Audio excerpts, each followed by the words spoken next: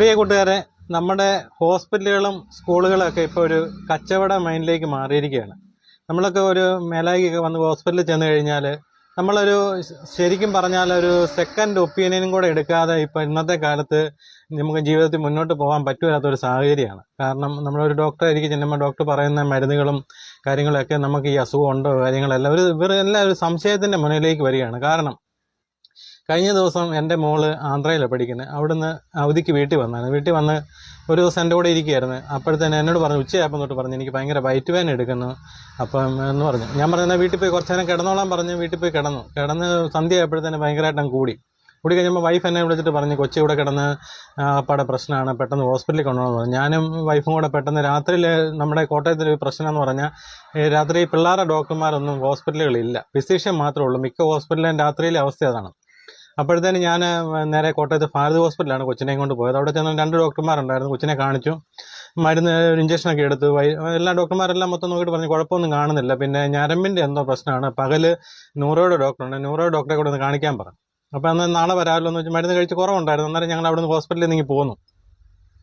അതുപോലെ തന്നെ പിറ്റേ ദിവസം രാവിലെ തൊട്ട് ചെറിയ വയറ്റുവേദനയാണെന്ന് പറഞ്ഞു. അതങ്ങ് വലിയ കാര്യമാക്കിയിട്ട് മാറിക്കോളെന്ന് വെച്ച് ഉച്ചയായപ്പോഴത്തേന് ഭയങ്കര വയറ്റുവേദന. എന്നാൽ നമുക്ക് ഇവിടെ തൊട്ടടുത്ത് പുതുപ്പള്ളി പാറാട്ട് ഹോസ്പിറ്റലുണ്ട്. എന്നാൽ പാറാട്ട് ഡോക്ടറുണ്ട്, ന്യൂറോയുടെ ഡോക്ടർമാർ പാറാട്ടുണ്ട്. ഞാനെന്നാൽ വൈഫിനോട് പറഞ്ഞു എന്നാൽ നിങ്ങൾ പാറാട്ട് പോയി ഡോക്ടറെ കാണിക്കാൻ പറഞ്ഞു. അപ്പോൾ അവർ 2 പേരും കൂടെ പാറാട്ട് പോയി. അതിൻ്റെ രസം എന്നാണെന്നറിയോ, ഭാരത് ഹോസ്പിറ്റലിൽ ഒരു 10,000-2000 രൂപ അടുത്ത് ആദ്യത്തെ ദിവസമായി. പാറാട്ട് ഹോസ്പിറ്റലിൽ ഏറെക്കുറെ 1500 രൂപയോളം ആയി. ഡോക്ടർ നോക്കിയിട്ട് പറഞ്ഞു കുഴപ്പമൊന്നും കാണുന്നില്ല, പരിശോധന എല്ലാം ചെയ്തു, ഇഞ്ചക്ഷൻ എല്ലാം ചെയ്തു, കൊച്ചിന് കുഴപ്പമൊന്നുമില്ലെന്നും പറഞ്ഞ് വീട്ടിലോട്ട് വിട്ടു. വീട്ടിൽ വന്നു കഴിഞ്ഞിട്ട് പിന്നെ ഇതുപോലെ തന്നെ പിറ്റേ ദിവസം ഭയങ്കര വയറ്റുവേദന എന്ന് പറഞ്ഞാൽ ഭയങ്കരമായിട്ട് കൊച്ചു കിടന്ന് ഞെളിവരി കൊള്ളു. അന്നേരത്തിന് വൈഫ് എന്നെ വിളിച്ചിട്ട് പറഞ്ഞ് ഇപ്പം എത്രയും പെട്ടെന്ന് നമുക്ക് ഹോസ്പിറ്റലിൽ കൊണ്ടുപോകണം, കൊച്ചിന് അതുപോലെ മേലെ. ഇപ്പം 2 ഹോസ്പിറ്റലിൽ കൊണ്ടുപോയിട്ടും ഇത്രയും പ്രശ്നമായതുകൊണ്ട് ഞങ്ങളും ആകപ്പാടെ പേടിച്ചു പോയി. അപ്പോഴത്തേനും വൈഫ് പറഞ്ഞു കാരിത്താസിൽ പോയാൽ മതി. ഇന്നിപ്പം കോട്ടയത്ത് ഏറ്റവും സൗകര്യമുള്ള ഒരു ഹോസ്പിറ്റലാണ് കാരിത്താസ്. പൈസ ചാലം കൂടുതലാകുമെന്ന് പറഞ്ഞാലും ഭയങ്കര ട്രീറ്റ്മെൻറ്റാന്നുള്ള പരസ്യം ഉണ്ടല്ലോ. അപ്പോൾ അതുകൊണ്ട് വൈഫുമായിട്ട് ഞാൻ പറഞ്ഞു നമുക്കന്ന് അങ്ങോട്ട് പോയേക്കാന്ന് പറഞ്ഞ് ഞങ്ങൾ നേരെ കാറും എടുത്ത് ഞങ്ങൾ നേരെ പോവാം. അപ്പം കോട്ടയത്ത് ചെന്നപ്പോൾ ഞാൻ വൈഫിനോട് പറഞ്ഞു നമുക്ക് ഒരു കാര്യം ചെയ്ത് നമുക്ക് മെഡിക്കൽ കോളേജിൽ പോകാം എന്ന് കാണിക്കാമെന്ന് പറഞ്ഞപ്പോൾ വൈഫ് പറഞ്ഞു പറ്റത്തില്ല, മെഡിക്കൽ കോളേജിൽ പോകണ്ട, കൊച്ചിന് അതുപോലെ മേലെ, അതുകൊണ്ട് നമുക്ക് കാരിത്താസ് തന്നെ പോയാൽ മതി. 2 ഹോസ്പിറ്റലിൽ പോയിട്ട് ഒരു മാറ്റം ഇല്ലല്ലോ. അപ്പം ഞാൻ പറഞ്ഞു ഏതായാലും നമുക്ക് മെഡിക്കൽ കോളേജിൽ പോകാം. അവിടെ ചെന്ന് കഴിഞ്ഞിട്ട് നമുക്ക് എന്തെങ്കിലും ട്രീറ്റ്മെൻറ്റിനകത്ത് എന്തെങ്കിലും പ്രശ്നം ഉണ്ടെന്നുണ്ടെങ്കിൽ നമുക്ക് കാരിത്താസിലോട്ട് പോകാം, അത്ര അടുത്തല്ലേ. ഞങ്ങൾ വണ്ടിയിലിരുന്ന് അങ്ങോട്ട് ചെറിയ വാക്ക് തർക്കമൊക്കെ ഉണ്ടായി വൈഫുമായിട്ട്. കാരണം കൊച്ചിന് അത്ര മേലായിരുന്നല്ലോ. അപ്പം ഞാൻ മെഡിക്കൽ കോളേജിൽ പോകേണ്ടതിനെ പറ്റിയുള്ള അഭിപ്രായ വ്യത്യാസമായിരുന്നു.